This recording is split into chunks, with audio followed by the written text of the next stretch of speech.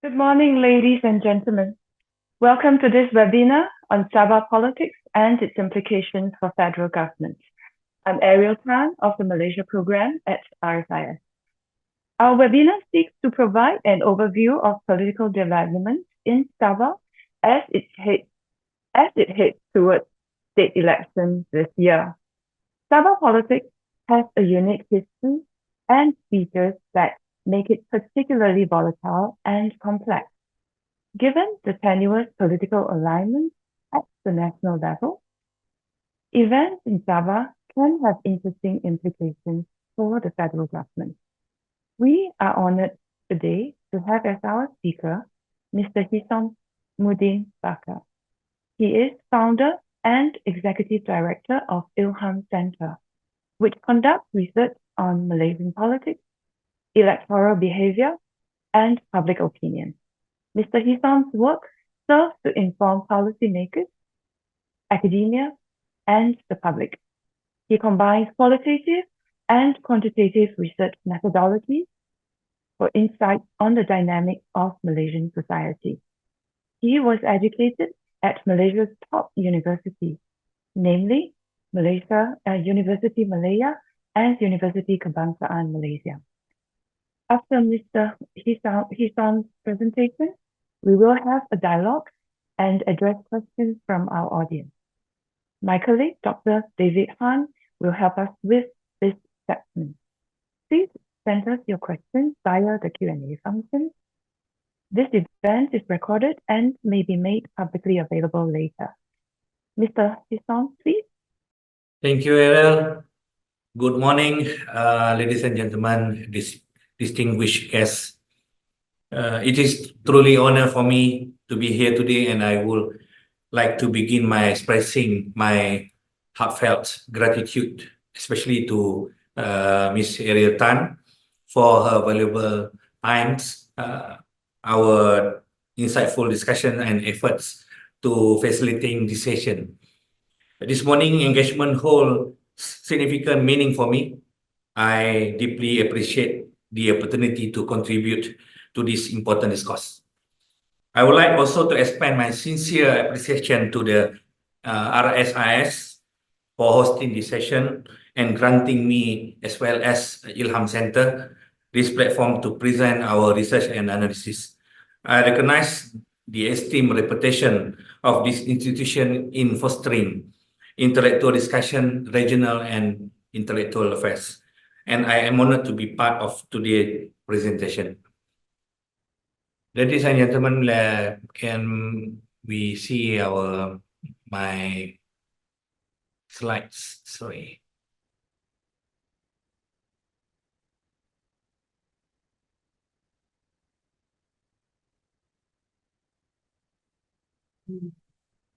Sorry.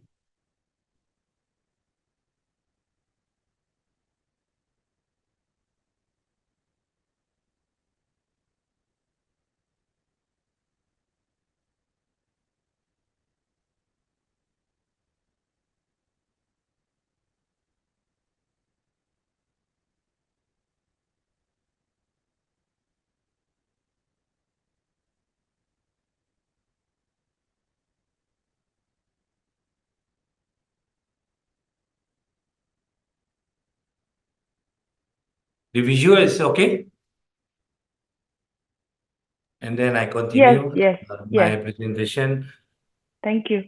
Ladies and gentlemen, for the next maybe 40 minutes, I will present an analysis on the topic that we choose today, Sabah politics implication for the federal government, especially in Putrajaya.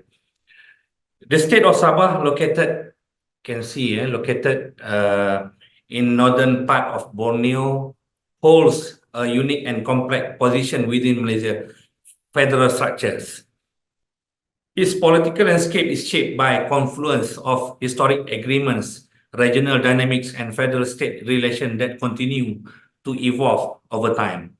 Understanding Sabah political trajectory is essential for grasping the broader implications for national governance, electoral strategies, and the shifting balance of power in Malaysia political framework. To to provide comprehensive perspective and understanding. This presentation will be structured around several key themes.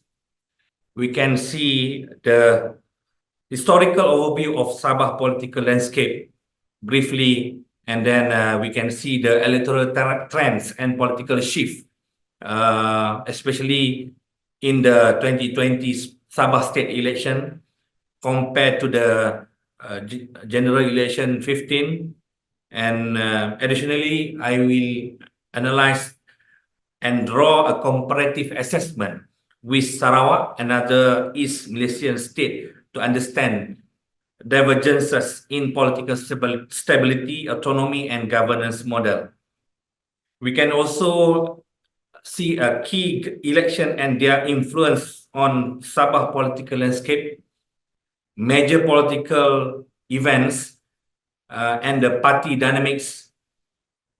We can see a current issue and projection for the upcoming state election, including the corruption scandal of late 2024 and its impact to the Sabah state government and federal government, and then broader implication for the Malaysian federal government and state election relationship. And finally, I will address the central question of this presentation. Given all this development, what do they mean to the Malaysia federal government towards Sabah state election? So we will explore the broader political, economics, and governance-related ramification that Sabah political dynamics could have on Putrajaya stability, coalition politics, and national policy direction. Ladies and gentlemen, to begin our discussion, I would like to present a map of Malaysia's 15 general election results. This visual reference will help us to understand the key electoral trends and the political landscape in East Malaysia. There are two important takeaways from this map. Sabah's geographical position within Malaysia, as we all know, Sabah is one of the two largest states on the island of Borneo. Along with Sarawak, together they form East Malaysia, a region with distinct political identity compared to Peninsular Malaysia. Secondly, the distribution of party control across 222 parliamentary seats. The map provides clear visual representation of how different parties perform in 2022 general election. While I won't be diving into a nationwide result, I would like to draw your attention specifically to Sabah, located in the northern part of Borneo. Interestingly, its shape on the map somewhat resembles a cat head, making it an easy point of reference. Now let's examine the key differences between Sarawak and Sabah political outcome in GE15 and what they mean for their influence at the federal level. Looking at the electoral map, the first thing that stands out in the contrast between Sabah and Sarawak. In Sarawak, you can see the political landscape is clear and consolidated. The state-dominant coalition, Gabungan Parti Sarawak, or GPS, swept the election as reflected in the vast area of red on the map. This overwhelming victory solidified GPS political leverage at the national level. In contrast, Sabah electoral result tell a very different story. The state remained deeply fragmented, with multiple parties competing for 25 parliamentary seats, leading to a highly divided outcome. GRS won only 6 seats. Warisan, once a strong local force, secured just 3 seats. The remaining seats were scattered among national coalition, BN Pakatan Harapan and Perikatan Nasional. Uniquely, independent candidate also managed to win parliamentary seat, something that's increasingly rare in the Malaysia political landscape. The stark difference between the two states is not just a matter of an election result. It has a real political consequences in terms of power, influence, and federal negotiations. The result in Peninsular Malaysia created an unprecedented political situation. No single coalition, neither PHPN nor BN, secure enough seats to form the federal government on their own. This political deadlock gave Sarawak GPS an extraordinary advantage, as their support became essential in deciding the next Prime Minister. With 23 out of 31 parliamentary seats in Sarawak, GPS emerged as the decisive kingmaker. Their backing ultimately played a crucial role in enabling Anwar Ibrahim to form government and assume office as Malaysia's 10th Prime Minister. Recognizing their pivotal role, GPS strategically maximized their political leverage, pushing for several key demands from the federal government in Putrajaya. Sarawak was awarded a deputy prime minister position, a historic first of Borneo and a significant political milestone for the state. The title of chief minister was officially elevated to premier, symbolizing Sarawak's enhanced political standing. Sarawak successfully negotiated greater control over its offshore petroleum resources, pressuring Petronas to transfer management rights to state-owned subsidiary Petros. Additional autonomy-related concessions were secured, reinforcing Sarawak government authority and economic independence. For federal government, accommodating this demand was not a choice, but necessity. Unlike in previous decade, when Tun Dr. Mahathir Mohamad led government held a commanding majority, Malaysia's current political landscape is far more fragmented.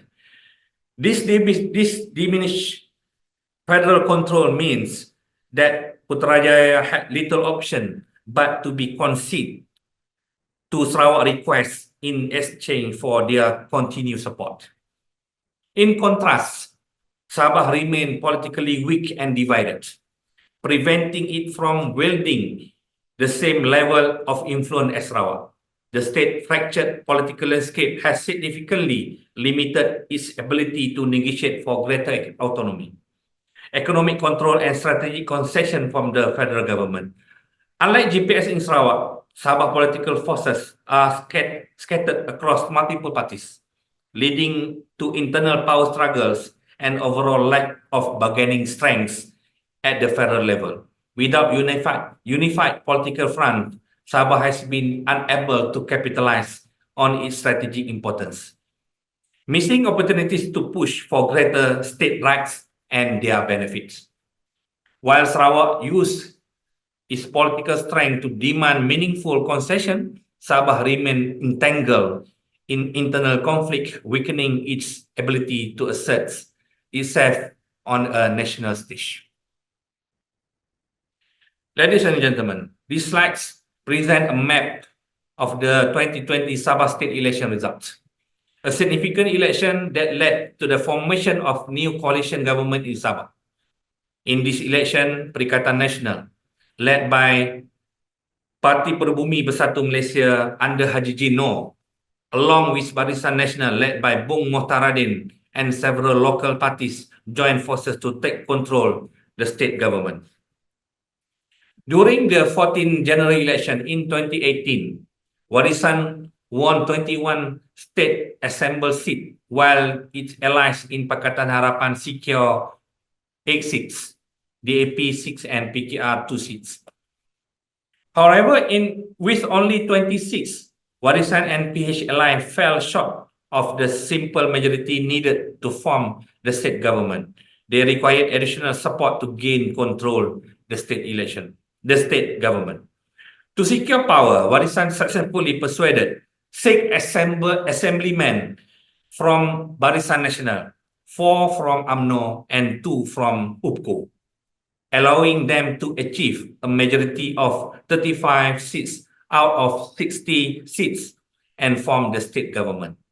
Following this political shift, Shafi'i Abdal sworn as the 15th Chief Minister on May 12, 2018. This transition happened within 48 hours, ousting the BN Star Coalition government led by Musa Aman, which has briefly held power after the election. Former Sabah Chief Minister Musa Aman played a pivotal role in challenging Warisan leadership and Shafi'i Abdal administration. In a dramatic move, Musa Aman publicly shared support from 32 state assembly members claiming they support him as the rightful chief minister. As the situation escalated, Shafi'i Abdal sought the governor approval to dissolve the state assembly, triggering Sabah state election, which was scheduled for September 26, 2020, to elect 73 new assembly members. At the time of the 2020 state election, Sabah state election, Malaysia had already undergone a major political upheaval due to the Sheraton move in February 2022. This political maneuver led to the collapse of the Pakatan Harapan federal government, previously led by Tun Dr. Mahathir. In this place, new coalition government was formed, bringing together Perikatan Nasional, Barisan Nasional with Muhyiddin Yassin, assuming the role of Malaysia Prime Minister.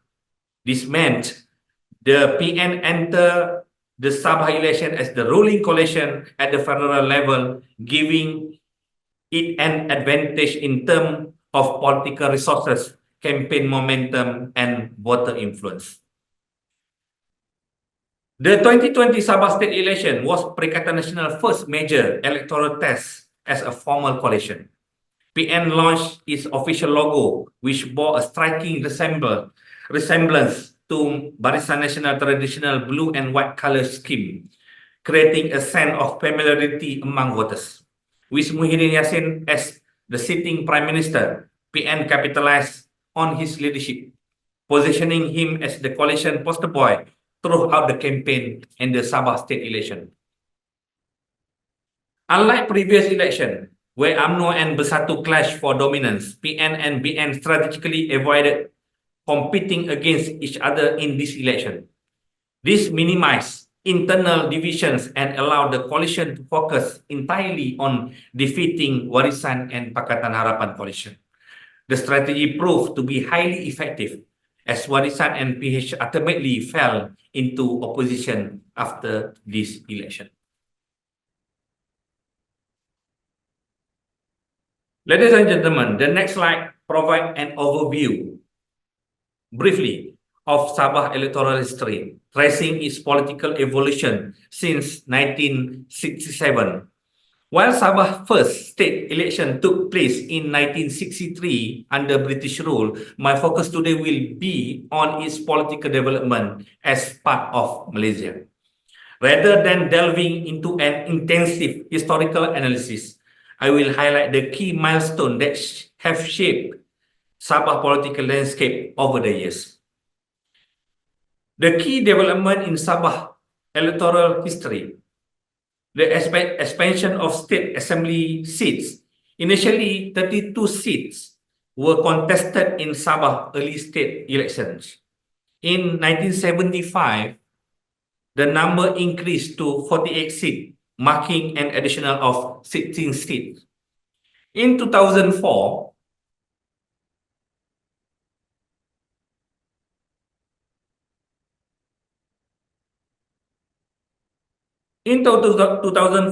another 12 seats were added, bringing the total to 66. By the 2020 state election, the number of seats expanded once again, reaching 73 seats, the current total. From the outset, Sabah politics have been deeply influenced by ethnic identity, with early political party structure along ethnic lines. United Sabah National Organization, or USNO, representing the Muslim Bumiputra community, Sabah Chinese Association, SCA representing the Chinese community in Sabah.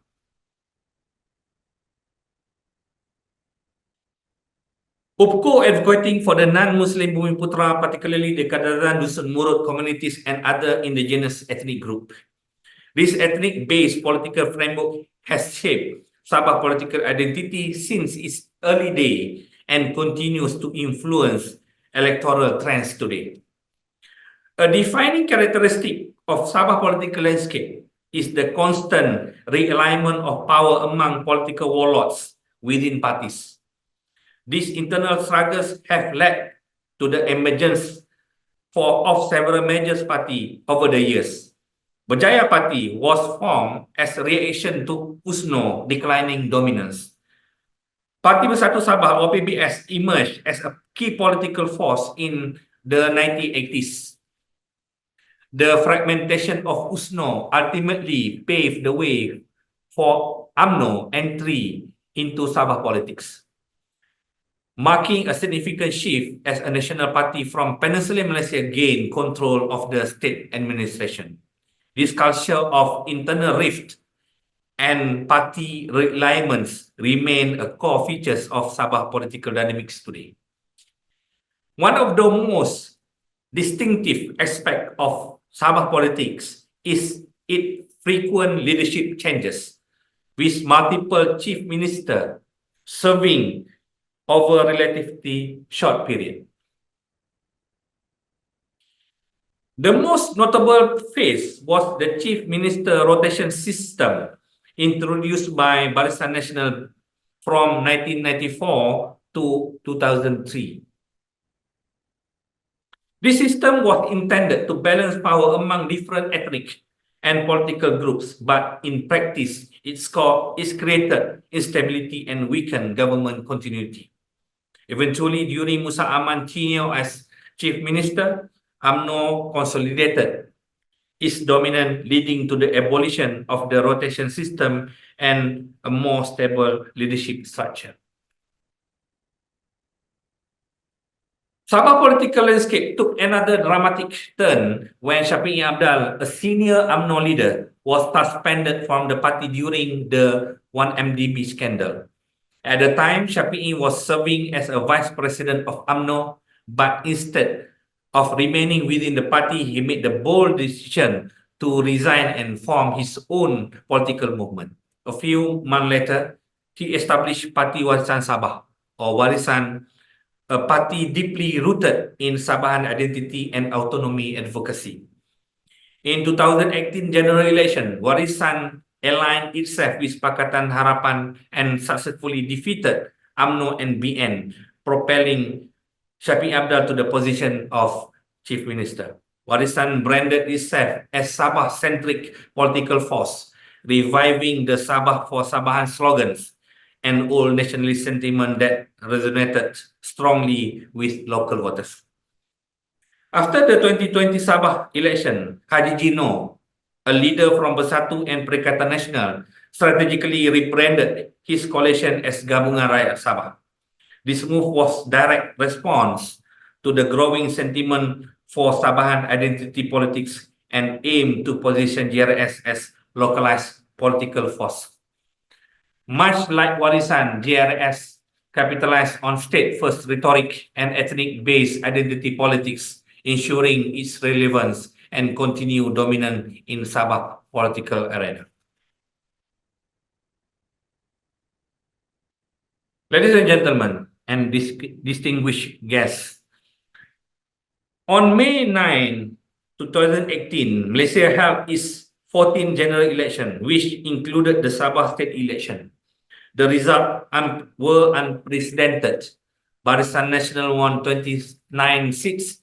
The opposition coalition, Warisan and Pakatan Harapan, also secured 29 seats. This outcome created a political deadlock. Neither side had the simple majority needed to form the state government. However, what followed reshaped the state political trajectory. 6 state assemblymen defected, 4 from BN and 2 from UPCO. This defection gave Warisan and Pakatan Harapan the majority needed to form government. On May 12, 2018, Shafiq Abdal, leader of Warisan, sworn is Sabah Chief Minister, replacing Tan Musa Aman from BN. This moment was historic. It marked the first time UMNO lost its grips on Sabah leadership, signifying a shift in power and introducing a new political era in the state. However, this victory did not go uncontested. The fall of Musa Aman government was not the end of the power struggle. It was merely the beginning.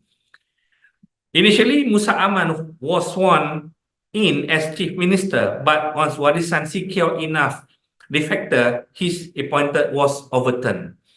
Refusing to concede defeat, Musa left Malaysia and spent several months in the United Kingdom. Upon returning in the late 2018, he launched multiple legal challenges, asserting that he was the rightful chief minister. What followed was a prolonged period of legal battle, fueling political uncertainty in Sabah. After months of court proceeding, the judiciary ultimately ruled in favor of Shafiq Abdal, reaffirming his legitimacy as Sabah chief minister. This episode of legal and political contestation deepened existing political divisions, setting the stage for another power struggle just 2 years later. By mid-2020, Sabah found itself once again at the center of the major political upheaval. On the July 29, 2020, Musa Aman made a bold claim. He had secured a new majority in the State Assembly, alleging that several Warisan assemblymen and allied assembly members had defected to his side. His objective was to topple Shafiq Abdal government and reclaim power without holding a new election. However, Shafiq Abdal acted swiftly. On July 30, 2022, he dissolved the Sabah State Assembly, effectively blocking Musa Aman bid to seize power through party defection. Instead, he forced a snap election, shifting the power struggle from the assembly to the voters. This strategic decision was a turning point. It ensured that any transfer of power would be determined by the electorate rather than backroom negotiation. The stage was now set for one of the most highly contested state elections in Sabah history. On September 26, 2022, Sabahan returned to the poll in the election defined by high stakes, intense political rivalry, and shifting alliances. The contest was primarily between three major political factions, Warisan Plus, Warisan Pakatan Harapan, and UPKO, versus Perikatan Nasional versus Barisan Nasional. However, what ultimately changed the power equation was the formation of Gabungan Rakyat Sabah, a coalition comprising Perikatan Nasional, Barisan Nasional, and Parti Bersatu Sabah (PBS). The election result marked another shift in Sabah leadership. GRS secured 38 seats out of 73 seats, giving them the majority to form the government. Warisan Plus won only 32 seats, but it was not enough to retain power. On September 29, 2022, Haji Gino of Bersatu was sworn in as Sabah new chief minister. This outcome once again reshaped Sabah political landscape, highlighting the state fluid alliances and the constant struggle for power.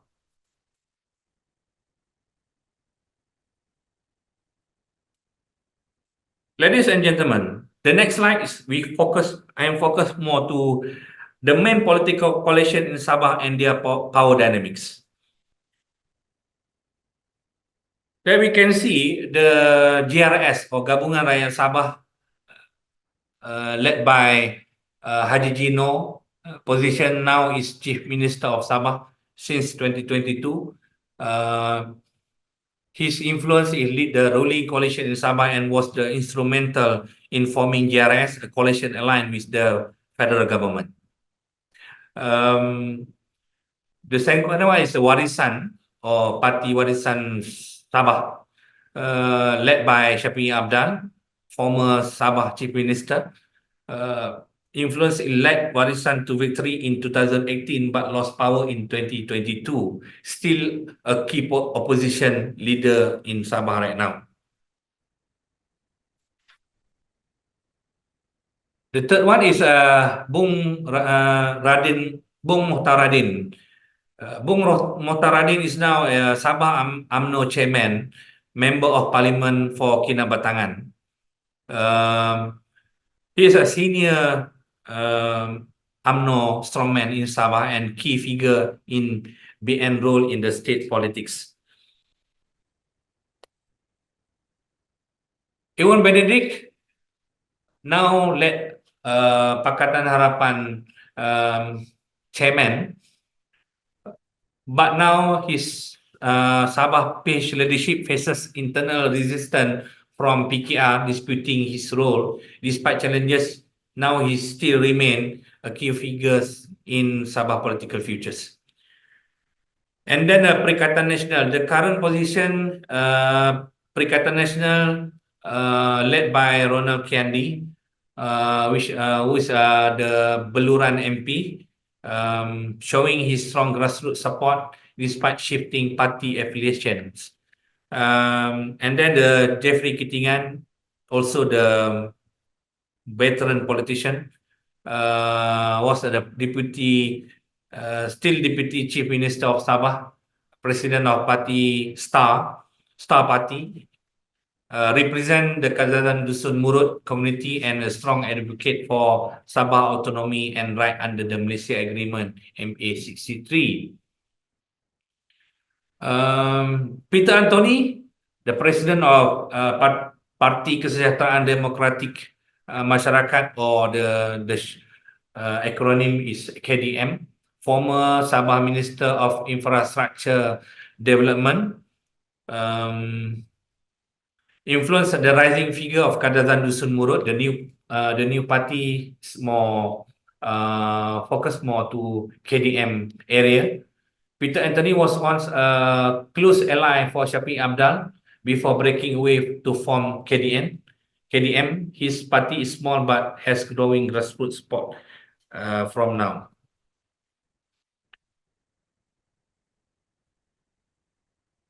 The key component parties in GRS, Parti Gagasan Rakyat Sabah led by Haji Jino, the dominant party within GRS. Parti Solidarity Tanah Air Pusta led by Jeffrey Kitingan, influential in Kadazan Dusun majority areas. Parti Maju Sabah or SAPP led by senior politician Yong Tek Lee, advocating for Sabah autonomy and Chinese representation in the GRS component party. Parti Bersatu Sabah or PBS, one of the Sabah oldest indigenous based party. USNO, the USNO Baru, revived by Pandika Amin Mulia, holding historical significance in Sabah political history.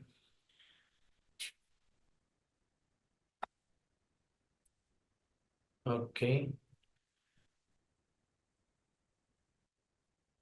Pakatan Harapan, lead by Datuk Iwan Benedict, UPCO President right now, part of Anwar Ibrahim Federal Ruling Coalition. PH Sabah has been gaining influence, particularly among urban and multi-ethnic constituencies. It consists of UPCO, led by Iwan Benedict itself, a key party representing the Kazazan Dusun Murut community from the Pakatan Harapan coalition. Parti Keadilan Rakyat or PKR Sabah led by Mustafa Sakmud, a multi-ethnic party led by Anwar Ibrahim in federal government. DAP or Democratic Action Party led by Frankie Poon with strong support among Sabah Chinese voters in Sabah. And Amanah Sabah, a small Islamic party with minimal grassroots influence. While PH and BN are allies at the federal level, in Sabah they operate separately and sometimes compete in certain constituencies.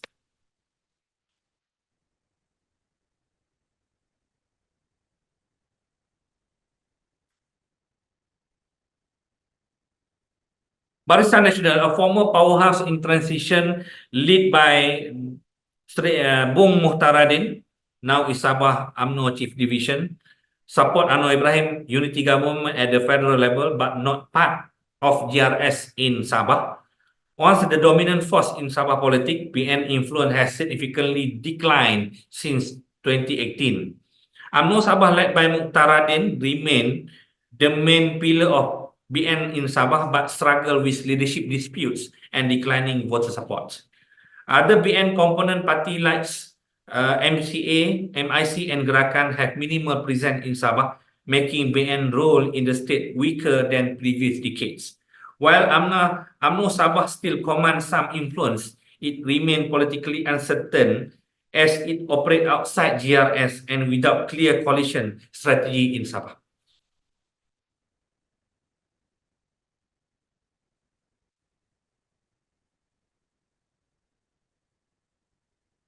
Parti Warisan, the independent regional force,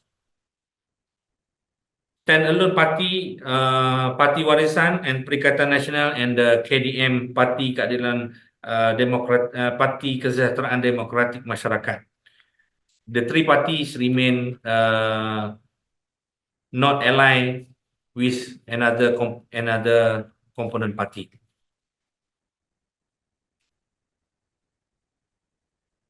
The next slide is we can focus the 2020 Sabah state election trends, issue, and implications. Ladies and gentlemen, one of the most striking aspects of state election 2020 was the higher voter turnouts. Even with the risk of COVID-19, Sabahan turned out in significant numbers to make their voices heard. The turnout of voters in this election is 66.6% compared to GE15, only 64.39%. Why did voter participation remain high despite the pandemic? The strong reason is Sabah's strong political identity. Sabahan have always been deeply invested in their political affairs. The sentiment of self-determination and autonomy runs strong, making election in a critical moment for the people to shape their futures. Warisan Plus mobilization at that time, as the ruling coalition, Warisan Plus campaigned heavily on the theme Sabah for Sabahan. This message resonated deeply with voters, particularly those who view the election as a referendum on the leadership of Shafi'i Abdal. The power struggle factor, this election was not called under normal circumstances. It was triggered by a political crisis where then Chief Minister Shafi'i Abdal dissolved the State Assembly to block an attempt power grab by Musa Aman. This dramatic turn of event fueled political enthusiasm and mobilized voters. However, this election has also serious consequences. The large-scale movement of voters and campaign activities contributed to a nationwide surge in COVID-19 case, proving to be costly lesson in balancing democracy with public health issues.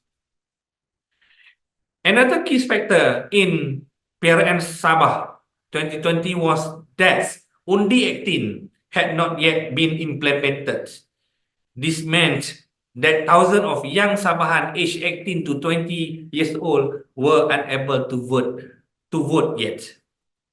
Had Undi 18 been in place, the election outcome might have been different. Why? Younger voters tend to be more progressive and often favor policies that promise change and reform.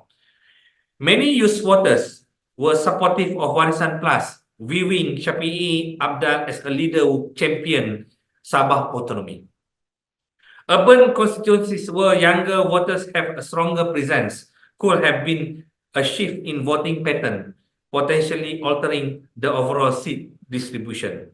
Now that Undi 18 is in effect, future election in Sabah will be shaped by a new generation of voters, introducing fresh dynamics to the state political landscape. At the federal government, Point number 3. At the federal level, Malaysia was governed by Prime Minister Muhyiddin Yassin at that time under the Perikatan Nasional Administration, with BN as part of the ruling coalition. However, in Sabah, the political landscape was far more fragmented and complex. Perikatan Nasional led by Bersatu and Star and BN led by UMNO Sabah were not fully aligned in Sabah. While they share common goal of defeating Warisan Plus, there were internal tension, competing interests, and lack of unified strategy. One of the strategic moves in Sabah election 2020 was the successful seat negotiation between Perikatan Nasional and Barisan Nasional, particularly in Bumiputra Muslim majority constituencies.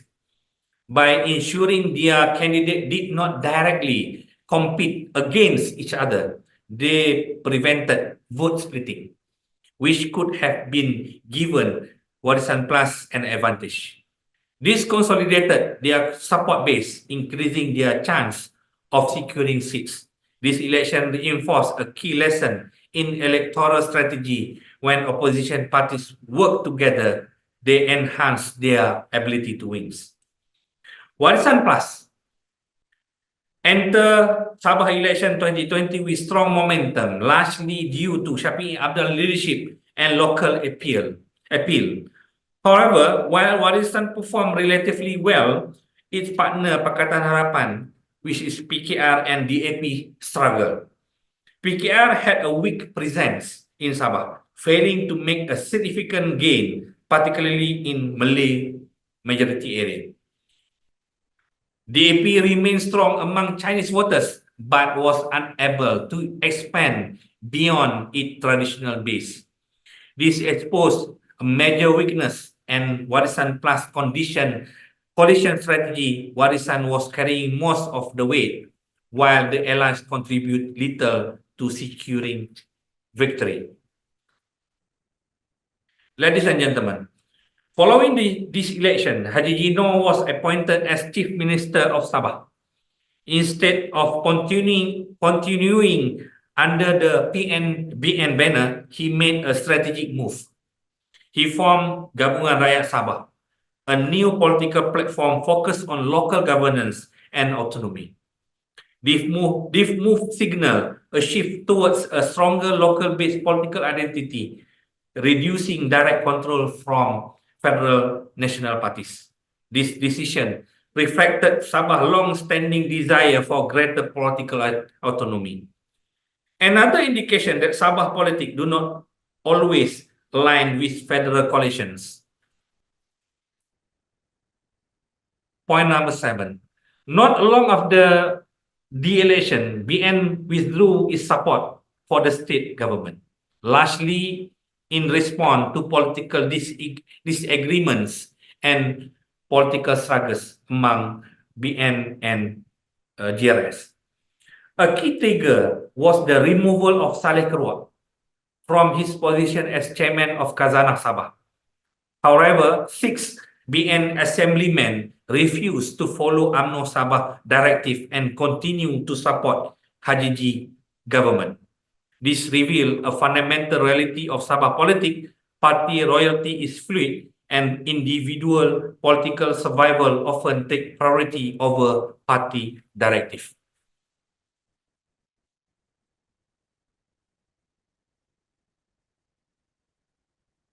Ladies and gentlemen, the Gabungan Rakyat Sabah coalition, which emerged following the 2020 political realignment, is now preparing for its most consequential elections to date. Can GRS sustain its political dominance, or will internal and external pressure weaken its standings? Will its governance record be enough to secure another term, or will voter dissatisfaction lead to a political shift? When GRS was formed, it was viewed as an experiment in coalition politics, bringing together crack parties under a common framework. However, in election nears, the crack within the coalition have become increasingly evident. Tension over seat allocation, leader struggle, and differing political agendas has cast doubt on GRS ability to maintain cohesion. This upcoming election will serve as a referendum on GRS leadership and stability, determining whether it remains a viable ruling coalition or give way to political fragmentation for more another time. One of the most pressing issue leading up to the Sabah state election, is the corruption scandal that has implicated figures within the GRS administration. Will this controversy erode public trust in Chief Minister Haji Jinno's leadership? How will the handling of this scandal shape voter perceptions of the ruling coalition? Historically, corruption allegations have played a decisive role in Malaysia election, often serving as a catalyst for political realignments in Sabah, where government concerns are key electoral issue. How GRS respond to this allegation will significantly impact its credibility. A transparent, accountable approach may help mitigate damage, while denial or deflection could amplify public skepticism. With more politically engaged electorate, voters are likely to scrutinize not only the scandal itself, but also the government response to it. Sabah multi-corner electoral contests have historically contributed to unexpected electoral outcomes. The next state election is expected to follow a similar pattern. Failed negotiation among political allies have led to disjointed seat-sharing agreements, increasing the likelihood of vote splitting. Without a cohesive opposition strategy, the ruling coalition could retain power despite diminishing public support. These recurring challenges raise broader questions about political strategy and coalition management in Sabah. The role of Barisan Nasional and UMNO Sabah in this election remain uncertain, given its diminished influence and internal division. Some of UMNO assemblymen continue to hold position to support Haji administration, while others advocate for realignment of the party direction. For decades, UMNO played a dominant role in Sabah political landscape. However, since the party declined in GE14, its role has been increasingly ambiguous. The upcoming election will determine whether UMNO can survive in this election or how internal fragmentation impact coalition building effort to the state level at the Sabah state election. Similarly, Pakatan Harapan is also facing internal leadership disputes, particularly over seat allocation and coalition dynamic. Currently, UPCO leads Pakatan Harapan Sabah, but this is sparked resistance from PKR, leading to internal tensions right now. Speculation of Pakatan Harapan GS collaboration remain, but the primary challenge lies in resolving conflicting political interests and seats distribution issue. Unless Pakatan Harapan Sabah successfully consolidates its strategy, it risks entering the next state election in weakened position, potentially limiting its ability to secure electoral gains. Warisan and KDM. Unlike the previous election, Warisan and KDM party has yet to clearly define their electoral strategy and alliances. Will Warisan contest independently, or will it seek strategic coalitions? Will KDM be a decisive player, or will be struggle to maintain relevance? Both parties need to establish their electoral positioning in order to remain competitive. Delay in doing so could cost them electoral momentum. One of the most significant factors is the expanded role of young voters. Following the implementation of Undi 18, youth voters demographic has increased substantially. Now, in Sabah, the youth voters around 63%, from the overall demographic, from 18 to 39 years old. Unlike other voters, younger Sabahan prioritize economic opportunity, governance transparency, and political reform. With this shift, political parties must adjust their campaign strategies, recognizing that traditional patronage politics may no longer be sufficient to secure vote from the young voters. Young voters expect more policy-driven campaign, focusing on substantive issue rather than political rhetoric anymore. The key number 8, Sabahan will vote based on long-standing socio-political issue, including Sabah autonomy and state rights. The ongoing debate over MA 63 and federal state power dynamic will remain a central issue. Primordial sentiment and identity politics, ethnicity, regionalism, and political narrative surrounding Sabah-centric government will be prominent. The illegal immigrant issue, a persistent concern affecting security, economic and stability in this regional. Economic development and infrastructure, Sabahan will expect tangible progress and policy-driven solution. The biggest question remains which political entity will effectively address this concern issue.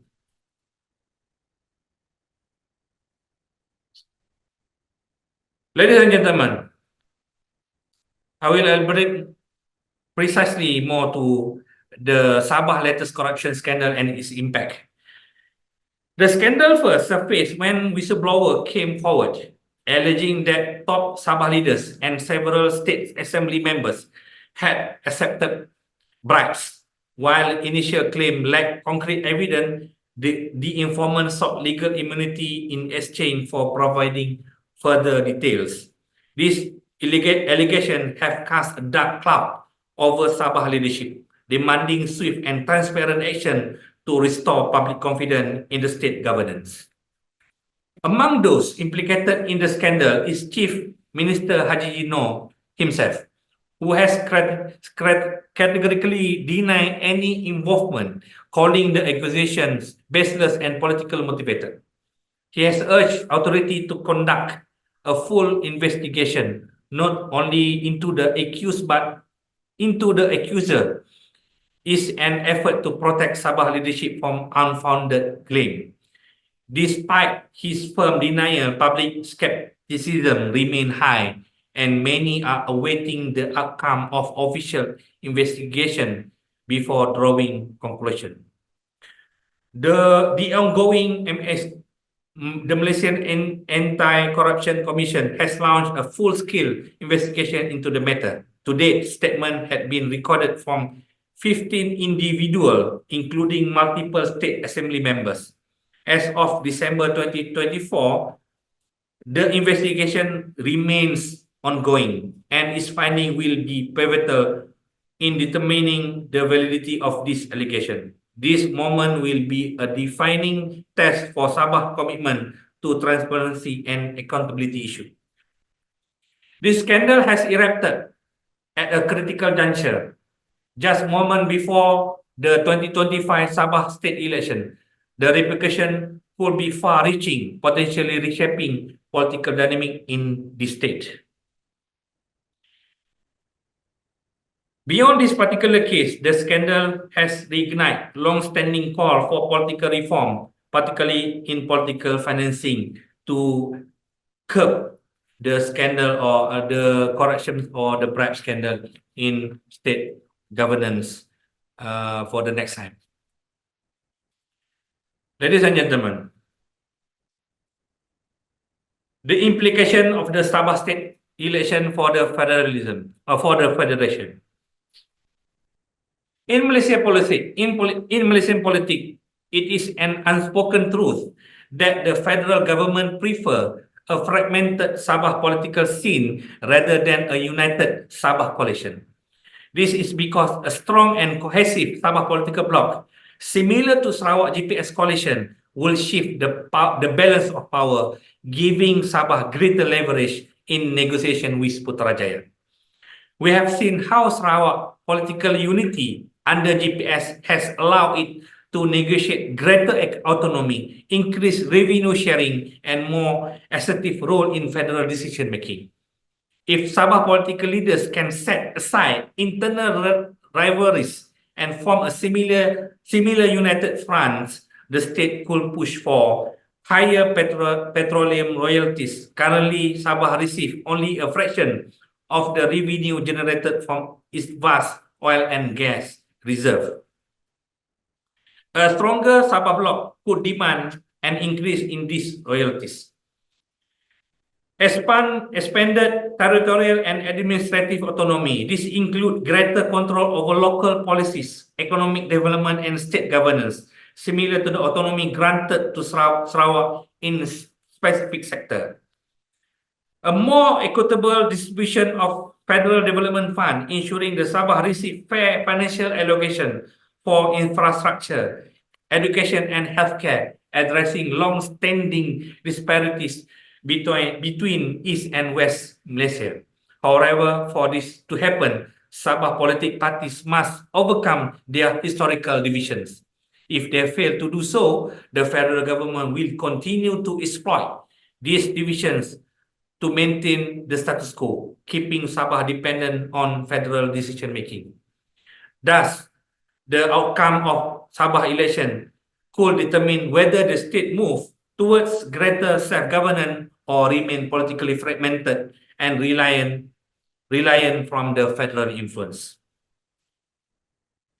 Number 2, the corruption scandal, a political attack or genuine governance concerns.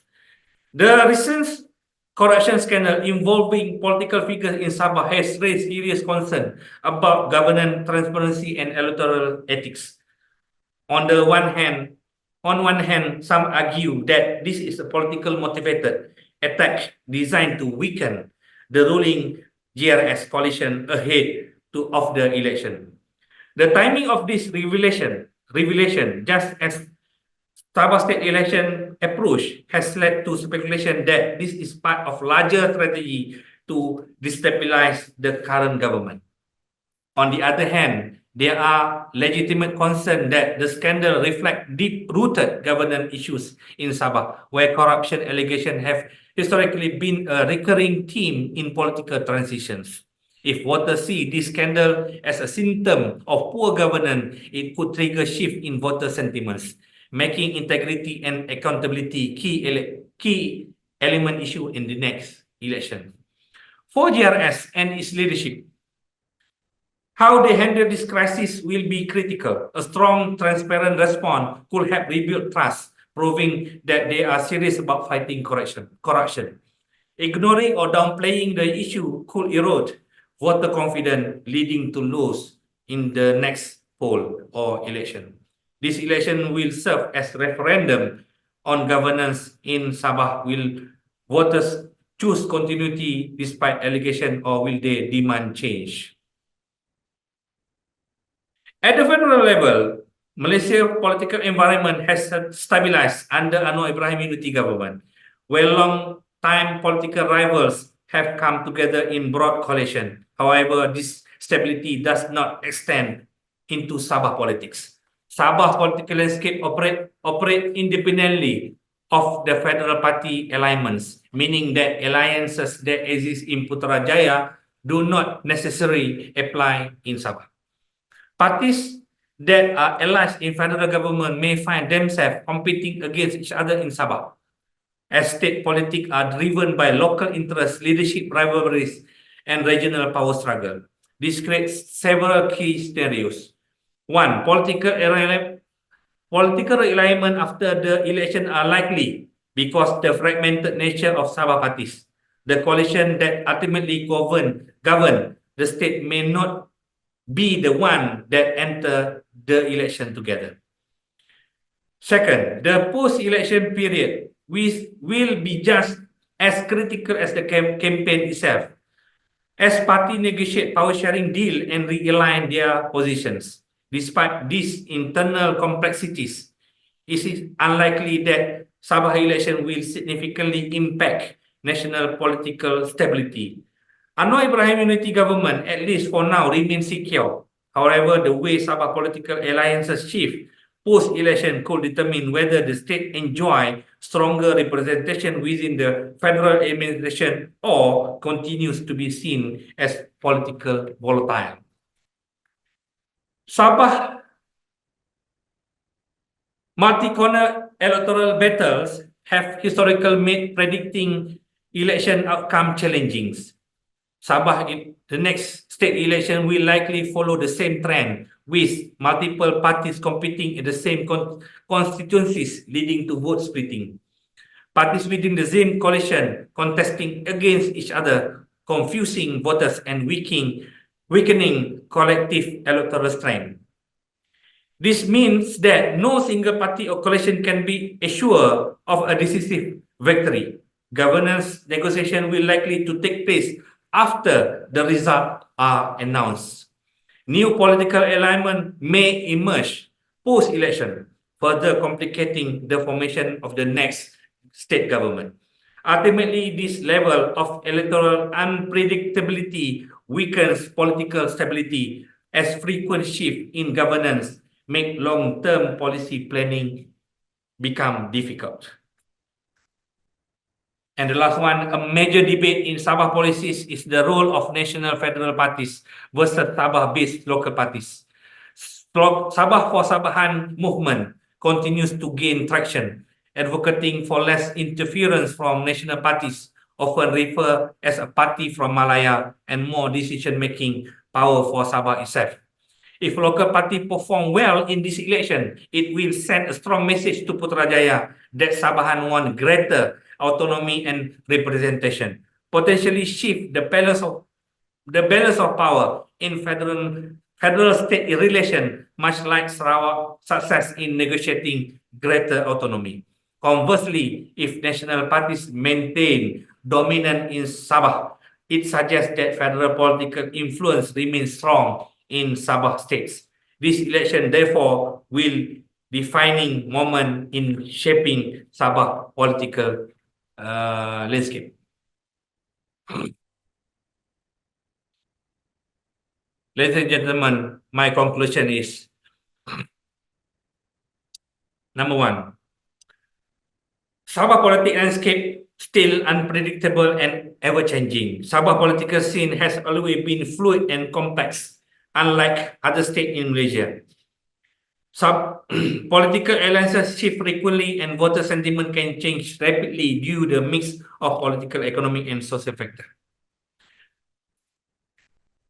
The influence political elites and warlords remain a big major issue in this state condition. Elections are not won by policies alone. The personal appeal, influence, and network of candidates often determine the outcome. Unlike Peninsular Malaysia, independent candidates in Sabah have a real chance of winning if they command enough local support. Third, the key issue will shape Sabah features. Many of the issues will dominate political debates in Sabah today are not new. Among them is MA 63 agreement, the fight for greater economic development, resources allocation, illegal immigration, and the rise of regional ethnic identity politics remain significant in the next election. Sabah and Sabahan sentiment versus the federal influence. The debate between state autonomy and federal control has been a long-standing issue in Sabah political discourse. Sabah for Sabahan movement is gaining traction, fueled by frustration over federal policies, economic disparities, and government issues. But the real challenge for Sabah leaders is to assert Sabah right while maintaining political stability and federal cooperation, a delicate balancing act, the most difficult to realizing. And the final one is the role of money in election. It's an open secret that financial resources play a huge role in determining electoral outcome. Campaign financial is critical. Parties with greater funding can mobilize supporters, conduct outreach, and shape public perception more effectively. The incumbent government, whether the state or federal level, often has the advantage as it controls state resources and administrative influence. And the last one is the election impact on federal Sabah relation. The outcome of the next Sabah election will have significant implication for its relationship with the federal government. If Sabah present a united front, it will be greater bargaining power to negotiate autonomy, development funds, and fairer resource distribution, much like Sarawak has done. However, if Sabah remain politically fragmented, the status quo will persist and the state may continue to struggle to advance its demand. So I will end my presentation here. I pass to Ariel for the Q&A slot. Thank you. Thank you, Mr. Hisom. Thank you so much. I think after listening to your presentation, I am more convinced that I will never be able to understand Sabah politics. Will never be able to have a full grasp. But just to help us understand a bit more, and also for you to elaborate more on some of the more interesting points that you raised. I want to ask you a few questions while our audience consider whether or not they want to post some questions on Q&A function. My first question is, the recent events in Sabah suggest a certain undermining of the Pakatan reformist branding.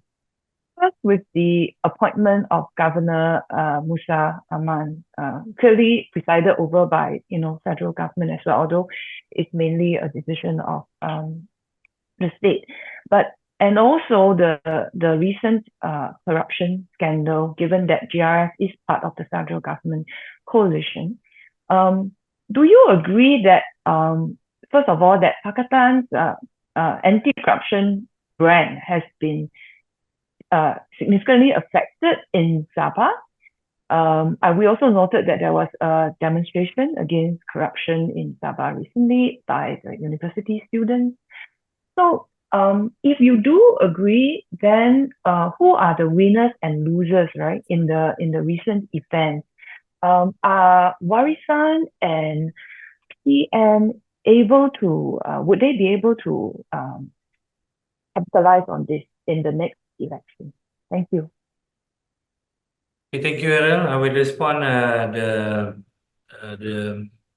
question number one about the reformist agenda from the Pakatan Harapan side or unity government right now. For me, I agree. The reform agenda be questioned from the public, especially in Sabah. How Anwar Ibrahim silent about the corruption scandal, about the reform agenda to bring clear forwards. Now, for me, that's impact, influence, especially for the Chinese community. The Chinese community sees Pakatan Harapan government or unity government not too serious to implement the reform agenda, reform institutions. The baggage from the Barisan Nasional failure now is a big problem for Anwar Ibrahim administration to face in next state election. In brief, Pakatan Harapan and unity government parties maybe have a difficult present to defend their stance towards the reform agenda in the next state election. To respond, who is the clear winner in this scenario? For me, Warisan have an advantage. It's very clear because the Warisan party play what we call the real opposition position to challenge GRS and unity government right now. So for me, Warisan have a chance to portray their party more vocal and more clean position towards the reform agenda from the Sabah voters in the next state election. Thank you. Thank you. Can I ask you about the I noted also that you mentioned this rising sense of Sabahan autonomy and you know the wish for more centralization. But if there is a slight difference from say in Sarawak, where there's a lot more, can I say, confidence in the quality and the capability of the state government to govern the state, and that there is a certain degree of insecurity when it comes to Sabah. First of all, the boundaries, the invasions that they have encountered over from southern Philippines. They have quite serious security issues, which suggest that a closer relationship with federal is important. The other thing is its social economic situation also appears to be less favorable than Sarawak. And you mentioned youth. I think a lot of Sabahan youth are working in Peninsula. So, the idea of greater state autonomy, given a state government that they may not have as much confidence in, all this may kind of lessen that kind of sentiment for greater autonomy and federalism in Sabah compared to Sarawak. So that also means that the sort of anti-Malaya party sentiment, right, that is very strong in Sarawak may not be as strong in Sabah, having implications for how they might perform in Sabah. What do you think about this issue and how it could come up in state elections? To respond to that, I see the lack of effectiveness in the state governance is back to the previous administration. You see, it's very short term and frequent changes from the chief minister. You can see that is instability to focus more to the long-term policy, the changes of the party led to the state government. The problem that's you can see the Sabah still at the bottom of the poorest states in Malaysia, rich of resources, but remain the poorest states in the list of among of the another state in Malaysia. So, for my experience, I can see how Sabah. You can see the corruption issue. The corruption issues not to blame for about the federal government interference to the Sabah politics, but the Sabah politic governance itself. You can see the abusing of power, power struggle within them. So that's we can see the loop or the vacuum to the what we call inefficient to bring a clean and effective governance to the state government. We can see for the young voters, especially raising about the job opportunities and high education level, when very limited university in Sabah compared to Sarawak, it's very limited. When all the young voter or young to further their studies, they must to come to Peninsula to continue their study because there's a lot of universities infrastructure there. So for me, that's reflects from the previous administration and instability of the state government bring that out the recent problem until now did not resolve. Thank you. Can I ask you a question about PAS? Previously, I had heard that PAS was gaining some traction on the ground in certain areas, PAS. even though you may not, yes, PAS, even though Yeah. one might not see the numbers, right? What is your assessment of the state of their engagement, in the constituencies that they are targeting? Or is it quite hopeless because of their very strong Islamist agenda? What do you think? The past influence come from the what we call the teachers from Kelantan and Terengganu, Kedah serve in the rural area in Sabah. So the teachers and Ustad and Ustazah from the peninsula, when they are served their service as a teacher in the rural area, especially in Tawau, in Sandakan, so they focus more to bring their political affiliation in their hometown to the Sabah at their areas in. The past more strong in Tawau, in Sandakan like Batu Sapi.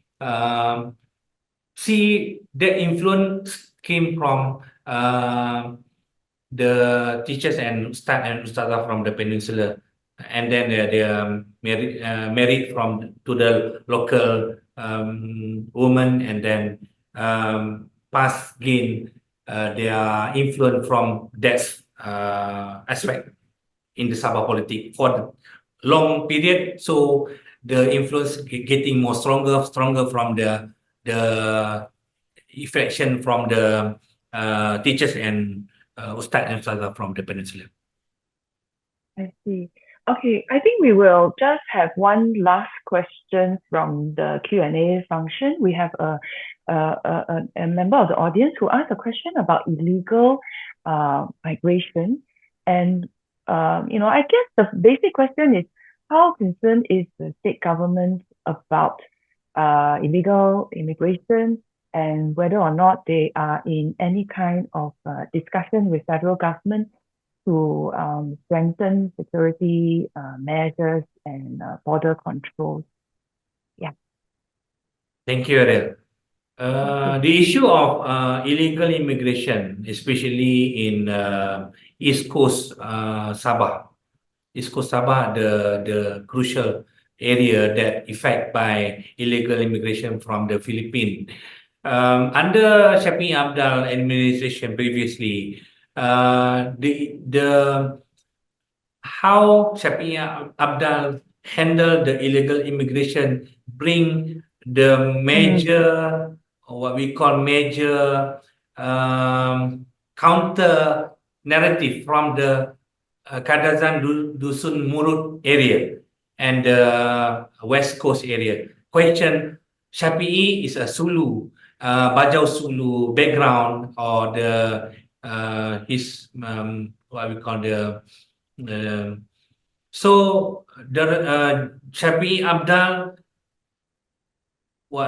we can see the Shafi'i Abdal problem to handle illegal immigrant issue affect the support from the KDN area most at the time, and Warisan Plus cannot control or cannot gain support from the KDM area, especially in the center of Sabah.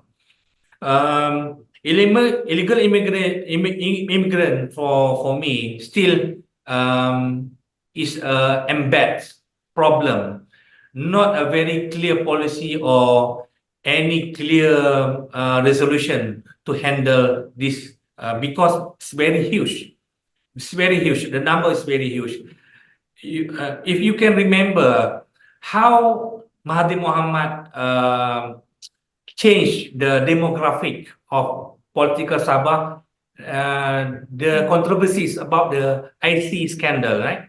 IC scandal is bring to the Muslim Sulu give a warga negara to the Sulu and the Muslim, and then the Sabahan became demographic changes to more bigger percentage of the Muslim community because of IC project.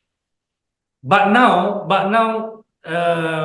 illegal immigrants for me, it's very difficult to handle, which is a GRS government or Syafie Abdul government or Pakatan Harapan government, because it's very difficult to handle because the numbers very huge. It's very huge.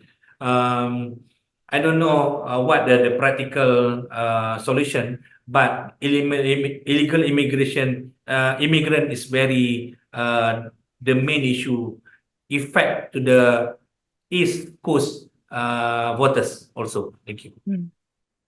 Thank you. Thank you so much, Mr. Hisom. And I would like to thank the audience for staying with us throughout this very, very interesting presentation, which is very, very complicated to also get a handle on. We hope you have enjoyed yourselves and found this useful. I would like to thank Mr. Hisom and our audience for giving us your time. I would like to thank our events colleagues, Amelina and the team, for their support. Thank you so much, everyone. Have a good day. Bye-bye.